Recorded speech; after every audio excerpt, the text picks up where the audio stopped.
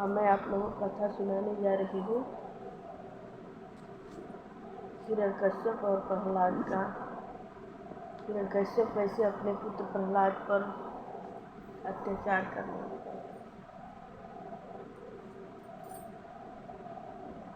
हिरण्यकश्यप के भयो सुत सुज्ञानी एक, प्राणन का भय त्याग के राखी अपनी टेक। प्रेम से बोलिए मंगलमय भगवान की जय हो। ब्रह्मा जी बोले, बेटा मैं तुम्हें मुँह मांगा वर देता हूँ। तुमने जो वर मांगे हैं वे अति दुर्लभ है, किंतु फिर भी तुम्हारी तपस्या से प्रसन्न होकर मैंने सब वर दे दिए हैं। ब्रह्मा जी से वर प्राप्त करके हिरण्यकश्यप ने उनकी पूजा की और वह अपने नगर को चला आया।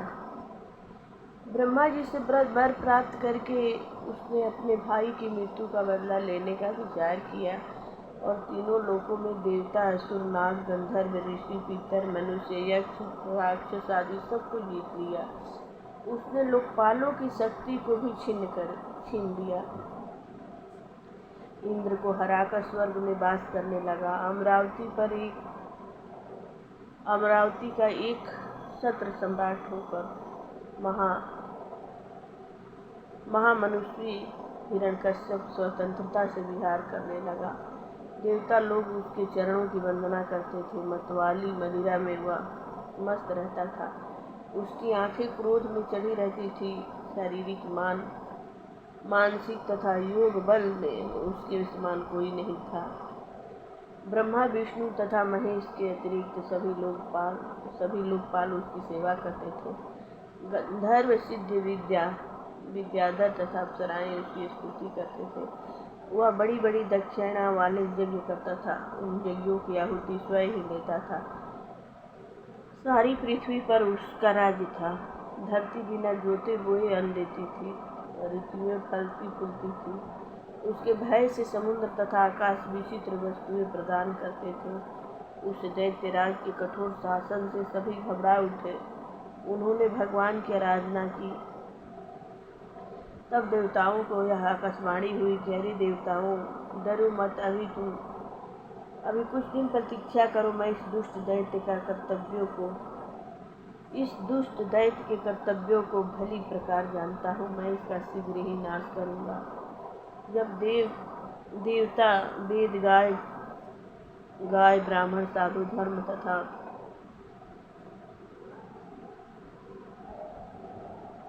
धर्म तथा मुझसे प्राणी द्वेष करने लग जाता है, तब उसका शीघ्र ही विनाश हो जाता है। यह अपने पुत्र प्रहलाद से जब शत्रुता करेगा तब मैं इसे अवश्य ही मार डालूंगा।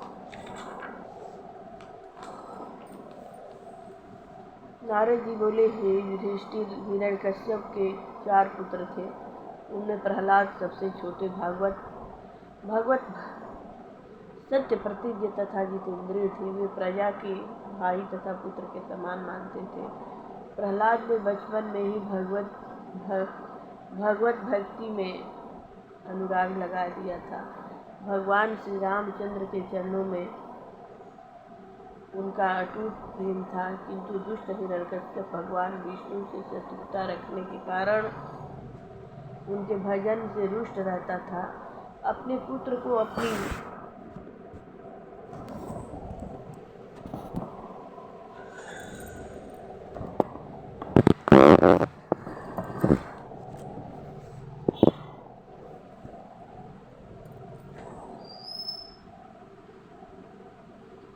पुत्र को अपराधी मानकर उन्हें दंड देने पर उतारू हो गया। युधिष्ठिर जी बोले, हे नारद जी, उस हिरण्यकश्यप ने अपने धर्मात्मा पुत्र प्रहलाद से क्यों बैर किया और उसने उसको क्यों मार डालना चाहा। हिरण्यकश्यप द्वारा प्रहलाद को मारने का प्रयत्न। 5वां अध्याय, 7वें स्कंद का 5वां अध्याय।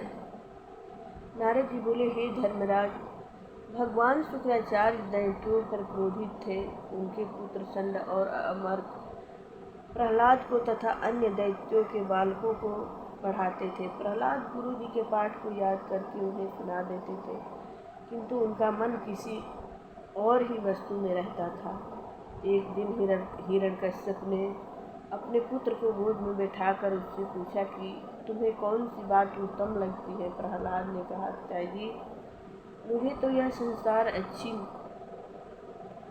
अच्छा नहीं लगता, यह झूठ प्रपंच है। इस सब को छोड़कर वन में जाकर भगवान का भजन करना ही अच्छा लगता है। नारद जी बोले, प्रहलाद की ऐसी बात सुनकर हिरण्यकश्यप हंस पड़ा और बोला, बच्चों की भली प्रकार देख रेख न होने पर उसकी बुद्धि ऐसी ही बिगड़ जाती है।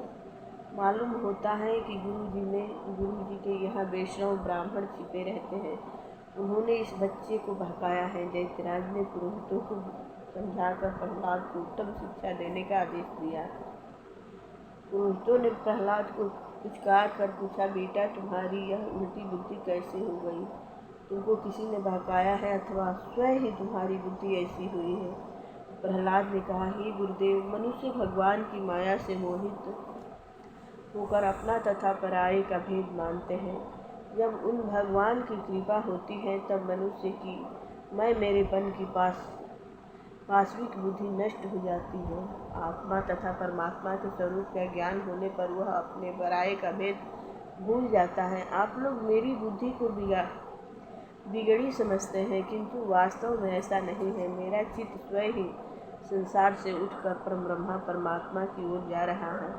नारद जी बोले, भक्त प्रहलाद कैसे वचन सुनकर बेचारे पुरोहित डर गए और उस बच्चे को डराने के लिए बेत लेकर धमकाने लगे। वे बोले, यह दुर्बुद्धि दैत्य कुल में विष्णु रूपी कहाँ से उत्पन्न हो गया?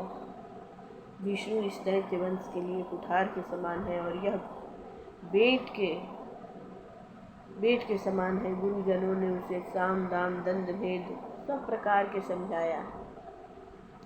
तब वे उसे उसकी माता के पास ले गए। माता ने उसे नहला धुलाकर वस्त्राभूषण से सजा दिया। तब सेवकगण प्रहलाद को पिता के पास ले गए। हिरण्यकश्यप ने उसे कंठ से लगाकर आशीर्वाद दिया तथा गोद में बैठाकर पुत्र से पूछने लगे। हिरण्यकश्यप बोला, बेटा तुमने इतने दिनों की शिक्षा में कौन सी नई बात सीखी है, वह हमें सुनाओ। प्रहलाद जी ने कहा, पिताजी विष्णु भगवान की भक्ति 9 प्रकार की होती है। उनके गुण लीला नाम आदि उनका कीर्तन, उनके रूप गुण नाम का स्मरण, उनके उन चरणों की सेवा अर्चना वंदना तथा पूजा करना, दास्य तथा सरल भाव से पूजा करना तथा आत्मनिवेदन कर देना, इस तरह 9 प्रकार की भक्ति मानी जाती है। मैंने अब तक उसी का अध्ययन किया है। गुरु जी ने मुझे यह नहीं सिखाया है। अपने पुत्र प्रहलाद की यह बात सुनकर हिरण्यकश्यप क्रोध के मारे तिलमिला उठा और गुरु पुत्र से बोला, अरे दुष्ट ब्राह्मण, तूने इस बच्चे को कैसी व्यर्थ शिक्षा दी है? तूने छिपे छिपे मित्र भाव दिखाकर शत्रु का काम किया है। गुरु पुत्र ने कहा, आपका यह पुत्र मेरे बहकाने से ऐसा नहीं कर रहा है, यह इसकी जन्मजात स्वाभाविक बुद्धि है। गुरु के ऐसे उत्तर देने पर हिरण्यकश्यप ने पूछा, अरे प्रहलाद, यह खोटी बुद्धि तुमको किसने दी है? प्रहलाद जी बोले, हे पिताजी, संसार के मनुष्य इंद्रियों के बस में होने के कारण विषयासक्त हो रहे हैं। उनके भोग के लिए संसार रूपी नरक में पड़े हुए हैं। यह विषय भोग किसी के सिखाने से थोड़े ही आते हैं, अपने आप स्वयं प्राप्त होते हैं। इसी कारण भगवत प्रेम भी स्वयं ही पूर्व कर्मानुसार प्रकट होता है। यह किसी के सिखाने से नहीं आता है। जब उसके पापों के मल धुल जाते हैं तब हृदय में स्वयं प्रकाश हो जाता है। जिसका मन एक बार भगवान के चरणों में लग जाता है उसके समस्त पाप नष्ट हो जाते हैं, किंतु जिन्होंने तनिक भी भगवान के चरणों का धूल का स्पर्श नहीं किया है, उन्हें अनेक कर्म करने पर भी भगवत प्राप्ति नहीं होती है। प्रहलाद जी के ऐसे वचन सुनकर हिरण्यकश्यप क्रोध से तिलमिला उठा और गोद में बैठे हुए प्रहलाद जी को पृथ्वी पर पटक दिया। उसने दैत्यों को बुलाकर कहा कि तुम इसे शीघ्र मार डालो। मेरे पुत्र रूप में यह मेरा शत्रु विष्णु ही आया है। यह विष्णु की पूजा करता है। इस कृतध्वज ने मेरे पालन करने पर भी मेरी आज्ञा का पालन नहीं किया है, रोग को होते हुए यदि नष्ट नहीं किया जाता है तो वह बढ़कर घातक हो जाता है। शरीर के किसी अंग में यदि खराबी आ जाए तो उसे अवश्य काट कर फेंक देना चाहिए। यह शत्रु रूप में मेरा शत्रु है, इसको खाने पीने सोने आदि किसी भी उपाय से मार डालो। अपने राजा की यह बात सुनकर दैत्यगण त्रिशूल ले लेकर प्रहलाद पर टूट पड़े। उनके मर्म स्थलों पर चोट करने लगे, क्योंकि प्रहलाद जी का चित्त मन वाणी तथा कर्म से सर्वशक्तिमान ब्रह्मा में लीन था, इसलिए उन दैत्यों के सभी प्रहार व्यर्थ रहे। प्रहलाद के शरीर पर कहीं भी चोट न आई। यह देखकर हिरण्यकश्यप को अति चिंता हुई। उसने प्रहलाद को मारने के लिए मतवाले हाथियों के नीचे चलवाया, बिस्तर सर्पों से डसवाया, पर्वत से नीचे गिराया, विष दिया, बर्फ में दबा गया, दहकती अग्नि में जलाया गया, कृत्या नाम की राक्षसी से जलवाया गया, किंतु भगवत परायण भक्त प्रहलाद का बाल भी बांका नहीं हुआ। अब तो हिरण्यकश्यप को और भी चिंता हुई। प्रहलाद के मारने का कोई भी उपाय न सूझा। तब सोचने लगा, मैं मारने के अनेक उपाय किए, किंतु यह अपने प्रभाव से बचता ही गया। यह बालक समझदार तथा निर्भय भाव से मेरे पास रहता है, अवश्य ही इसमें कोई अपूर्व समर्थ है। बड़ा होने पर यही मेरी इन करतूतों को याद कर कर मुझसे शत्रुता करेगा, इसकी शक्ति अथाह है। अवश्य ही यह मेरा काल है। ऐसा कहकर हिरण्यकश्यप अति चिंताकुल हो गया। दैत्यराज की यह दशा देखकर गुरुपुत्र षण्ड तथा अमर्क ने एकांत में समझाया, हे राजन, आप चिंता न करें, हमारे पिता शुक्राचार्य जी के आने तक इसको वरुण पास में बांधकर अपने पास रखो। संभवतः हमारे उपदेश तथा गुरुजनों की सेवा से आगे इसकी बुद्धि संभल जाए। हिरण्यकश्यप ने गुरुपुत्रों की यह बात सुनकर प्रहलाद को फिर पाठशाला में भेज दिया। गुरुपुत्र अर्थ धर्म काम इन तीनों पुरुषार्थों की शिक्षा प्रहलाद को देने लगे। एक दिन गुरु जी कहीं बाहर चले गए तब प्रहलाद जी ने सब असुर बालकों को अपनी मधुर वाणी से अपने पास बुला लिया और भक्ति का उपदेश करने लगे। प्रहलाद जी का असुरों के बालकों को उपदेश देना।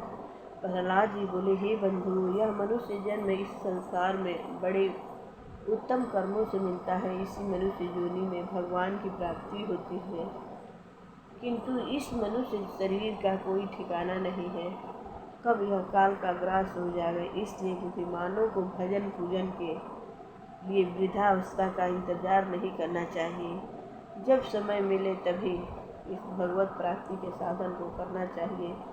बालकपन के 20 वर्ष खेलकूद में निकल जाते हैं, बुढ़ापे के अंतिम 20 वर्ष दुर्बलता के कारण व्यर्थ हो जाते हैं। केवल युवावस्था के कुछ वर्ष शेष रहते हैं। इन वर्षों में मनुष्य आधा काल सोने में निकाल देता है तथा आधा काल स्त्री बच्चों के पालन पोषण, उद्योग धंधों तथा विषय भोगों में समाप्त कर देता है। भगवत चिंतन का उसे कोई भी समय नहीं मिलता और उसने यह अमूल्य मनुष्य जीवन फिर जिसका पाना अति दुर्लभ है, व्यर्थ ही नष्ट कर दिया। यह संसारिक सुख तो जीव को प्रारंभवश प्रत्येक योनि में मिलते रहते हैं,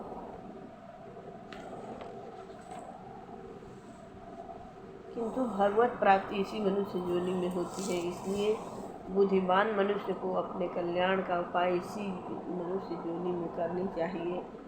हे बालकों, जिसकी इंद्रियां अपने वश में नहीं है वह गृहस्थी के जंजाल में फंस जाता है। जिस प्रकार रेशम का कीड़ा स्वयं अपने को अपने में उत्पन्न किए हुए जाल में फंसा लेता है, उसी प्रकार यह प्राणी अपने ही किए कर्मों में स्वयं फंस जाता है। इसलिए तुम विषयासक्त दैत्यों का साथ छोड़कर भगवान का भजन करो। हे बंधुओं, भगवत प्राप्ति के लिए कोई विशेष उपाय की आवश्यकता नहीं है। वे सब प्राणियों में व्याप्त रहते हैं। महत्व पंचभूत तन्मात्राएं तथा संपूर्ण प्रकृति में एक ही अविनाशी परमात्मा व्याप्त है। उसकी माया के द्वारा सब उसे भूले रहते हैं। तुम लोग आसुरी प्रकृति छोड़कर सब पर दया करो, सबकी भलाई करो, भगवान तुम्हें अवश्य प्राप्त हो जाएंगे। विशुद्ध भगवत धर्म मैंने नारद जी के मुँह से पहल सुना था।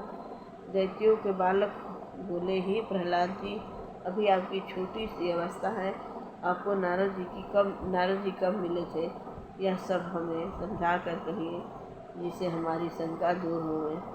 प्रेम से बोलिए मंगलमय भगवान की जय हो। श्री कृष्ण गोविंद हरे